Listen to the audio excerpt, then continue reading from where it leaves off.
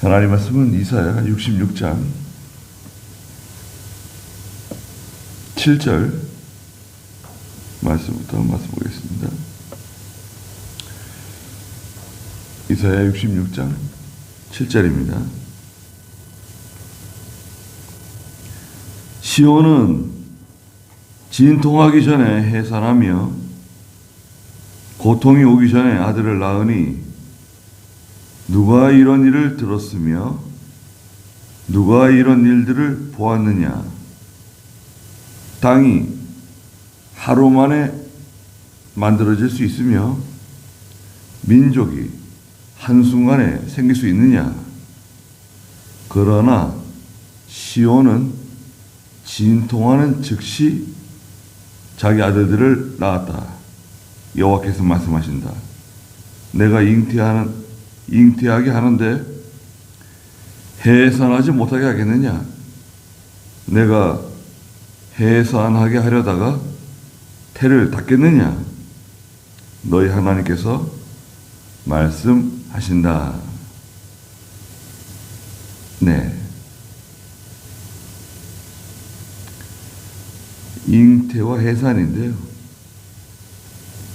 하나님의 백성들, 유다 백성들을 회복시키실 것을 약속하시는 말씀입니다. 7절에 시온은 예루살렘을 가르치죠. 하나님의 도성. 또 동시에 여기 시온은 신약시대 교회를 상징하기도 합니다. 신약시대 교회.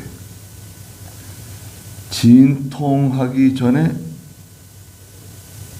해산한다는 거예요. 진통하기 전에 해산. 어떤 큰 고난, 어떤 환난을 통과하지 않고 해산하는 거예요.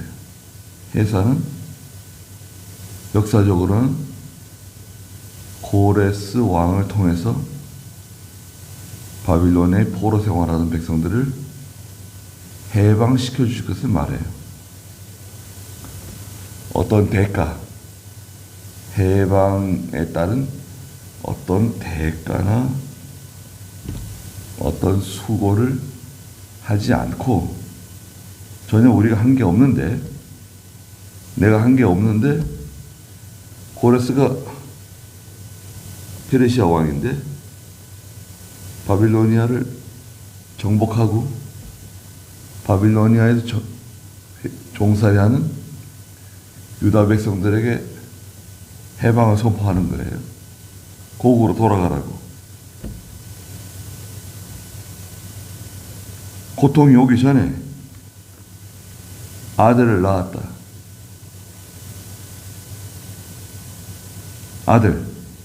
아들은 교회이고 또 성도들을 가리켜요.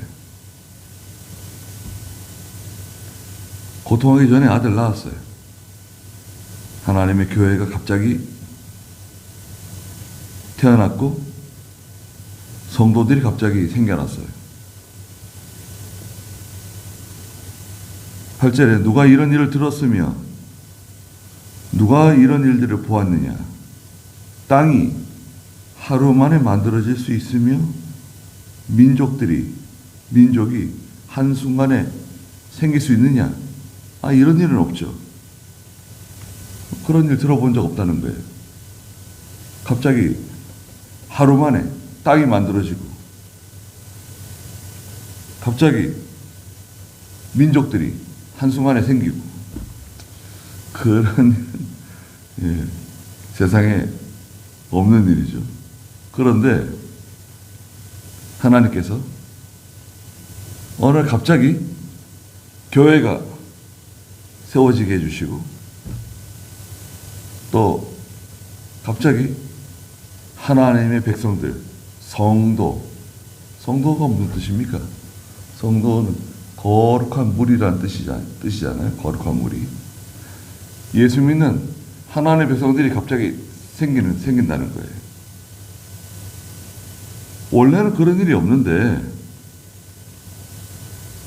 8절 마지막에 그러나 시온은 진통하는 즉시 자기 아들들을 낳았다는 거예요. 갑자기 교회들이 생기고 갑자기 성도들이 생겼어요. 신약교회. 예수님께서 제자들을 부르시고 그 제자들에게 3년 동안 가르쳤어요. 그 예수님의 제자들은 3년 동안 신학교로 다닌 거예요. 말하자면 예수님을 통해서 배운 겁니다.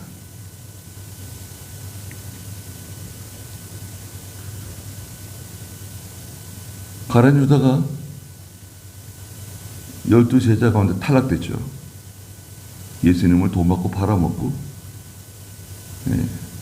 차라리 나지 않았으면 자기에게 더 좋을 뻔했다. 그 자리를 이제 사울이었던 바울이 이방인의 사도가 되어서 그 자리에 들어가죠. 근데 바울은 예수님께 부르심을 받고 아라비아 광야에 가서 3년 동안 또 기도하는 시간을 가졌어요. 그 사도 바울의 신학교는 아라비아 광야예요.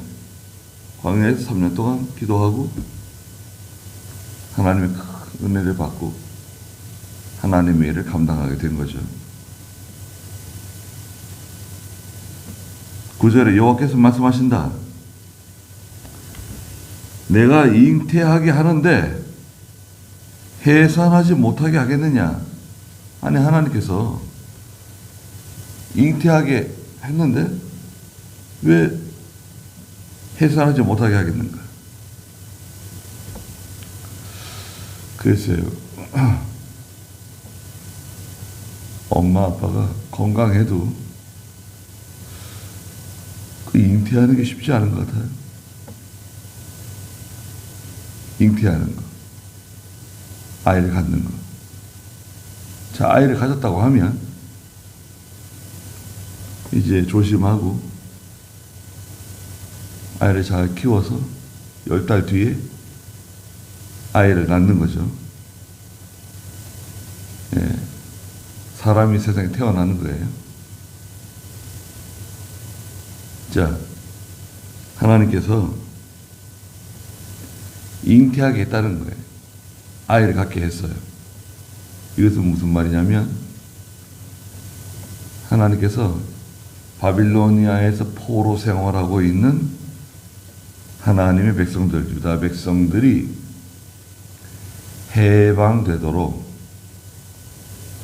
그 종살이에서 벗어나도록 하나님이 이미 계획을 다 세웠다는 거예요.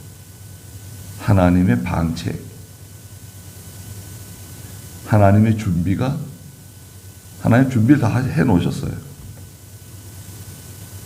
그러면 이루어지는 거 아니겠어요? 하나님 또 이스라엘 백성들에게 하나님 종들에게 70년 종살이 해야 된다고. 70년 종살이 미리 알려주셨어요. 그게 다 준비가 된 거예요. 하나님이 그때도 다 정해놓으시고 또 바빌로니아가 교만해지고 타락해가지고 방탕하고 술 마시고 늘 그렇게 살았던 거 아닙니까? 다니엘서의 5장에 벨사살 왕 귀인 1000명을 불러가지고 술잔치를 오랫동안 하고 그게 망해요. 왕이든 권력이든 어떤 정권이든 교만해지면 망합니다. 러시아의 푸틴이 상당히 교만해져가지고 그게 나갔었는데 하나님이 전쟁을 일으키게 만들었어요. 그렇죠. 아무리 생각해도 이해할 수 없는 일이에요. 그 푸틴의 그 정보 자산들 있잖아요. 그 스파이들이 우크라이나 방방곳곳에 다 침투해가지고요. 그 민심의 동향, 우크라이나 사람들이 러시아를 좋아하는지 싫어하는지, 이 우크라이나 사람들이 러시아를 좋아한다는 거예요. 또 이 국방력을 보니까 형편없어요. 이거 뭐 우리가 밀고 들어오면 3일이면 끝난다고.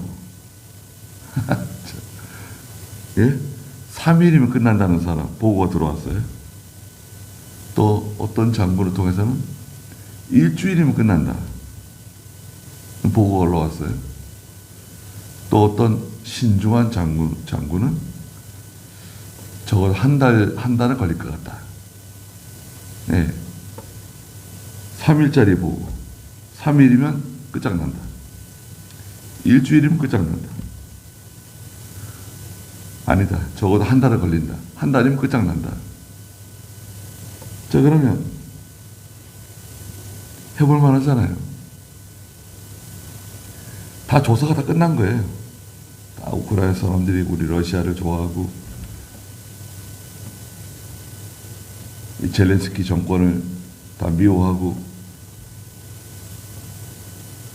푸틴을 중심으로 한 러시아가 내려오면 깃발 들고 환영하게 될 거라고. 그럼 뭐가 올라온 거예요. 그 환영받을 줄 알았어요.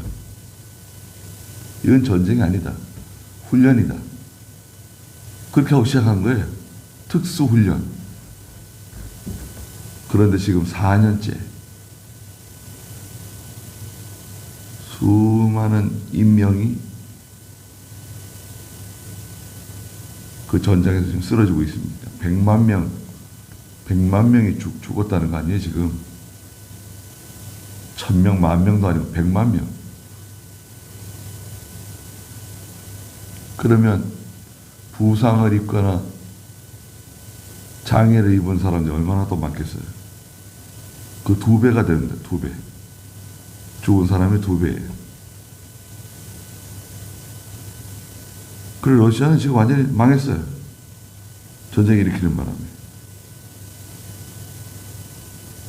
세계가 다 제재하죠. 석유, 가스를 못 팔죠. 금융 제재 해가지고 은행 거래도 못 하죠. 잘 될 줄 알았죠. 아니, 그런 아주 보수적인 평가도 한 달이면 끝난다는 거야, 한 달이면. 그런데 어떻게 4년 누가 깃발을 들고 환영해요? 환영하는 사람 아무도 없어요. 다 러시아를 미워. 우크라이나 사람들이 다 러시아를 미워하게 됐어요. 예전에 구소련, 다 그 구소련 영토 하나였거든요, 다. 구소련에서는 다 하나였었는데, 이제 소련이 망하면서 다 이제 갈라진 거거든요. 독립한 거예요. 그 예전에 같은 나라 사람들이었어요. 환영받을 만한데, 환영받지 못했습니다.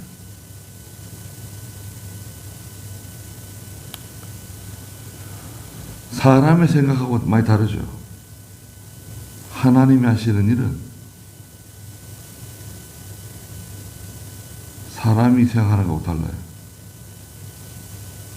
사람들은 뭔가 이렇게 절차가 중요하고 계획이 중요하고 또 면밀한 검토, 연구 의논이 필요해요.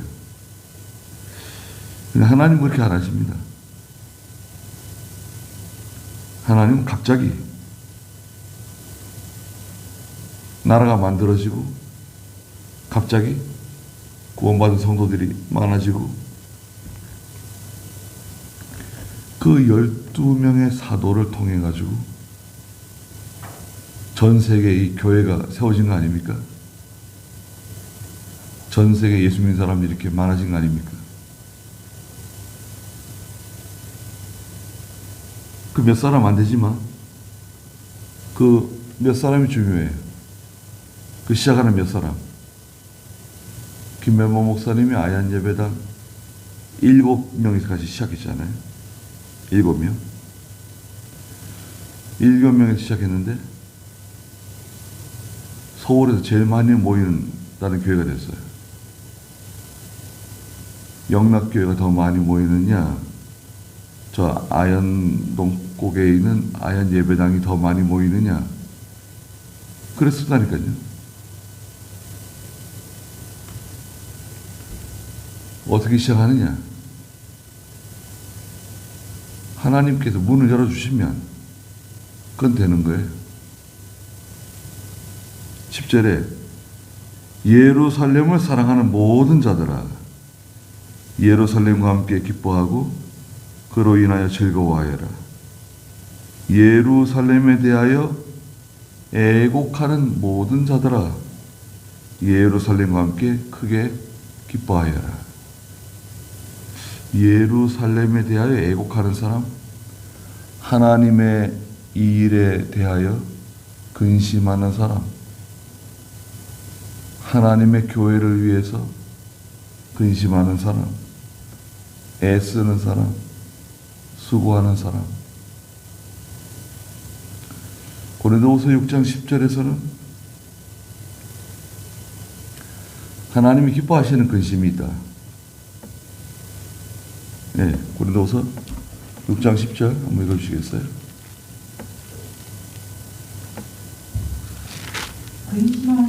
근심하는 자 같으니 항상 기뻐하며 가난한 자 같으나 많은 사람을 부유하게 하고 아무것도 없는 자 같으나 모든 것을 가진 자이다. 네.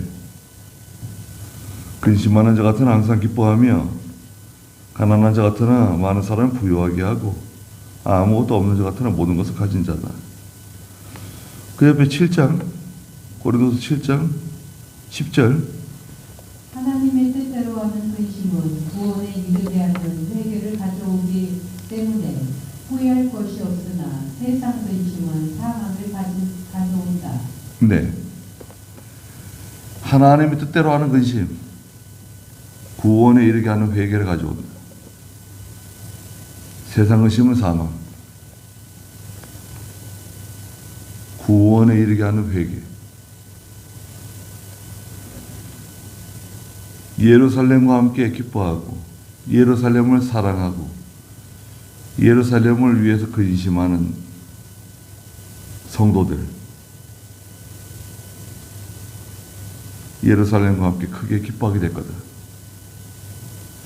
하나님의 교회, 하나님의 일이 잘 되기를 바라고 그 사람은 기뻐하게 된다. 이는 11절에 너희가 젖을 빨고 그 위로의 품에 안겨 만족하며 너희가 흡족히 젖을 빨고 그 영광스러운 풍성함 때문에 즐거워할 것이기 때문이다. 영광스러운 풍성함이 있다. 이 젖은 신령한 양식을 말해요. 신령한 양식을 얻는다는 거예요. 예루살렘에서 영적인 양식, 신령한 양식, 하나님이 주시는 생명의 양식을 얻게 된다. 다 위로를 받게 된다. 영광스러운 큰 즐거움이, 풍성함이 거기 있다.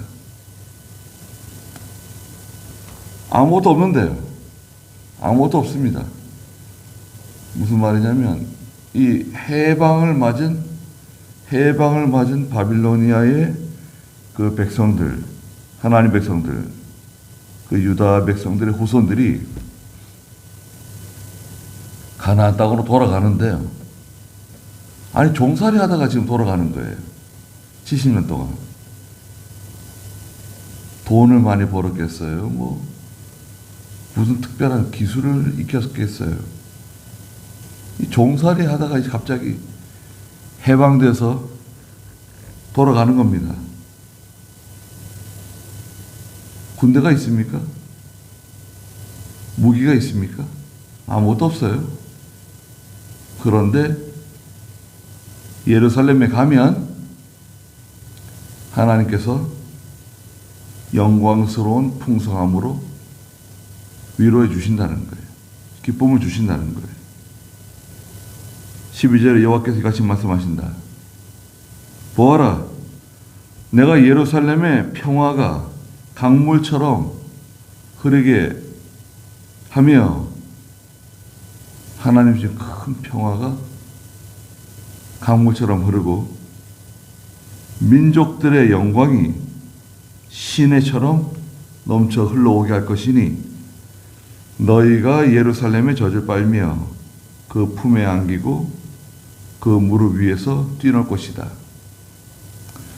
장차 이제 신약시대 하나님의 교회를 통해서 민족들이, 이방 사람들이 돌아와서 구원받고 기뻐하게 될 때가 온다. 13절에 어머니가 자식을 위로하듯 내가 너희를 위로함으로 너희가 예루살렘에서 위로를 받을 것이다. 너희가 이를 보고 너희 마음이 기뻐하며 너희 뼈가 풀처럼 기운차게 자라날 것이다.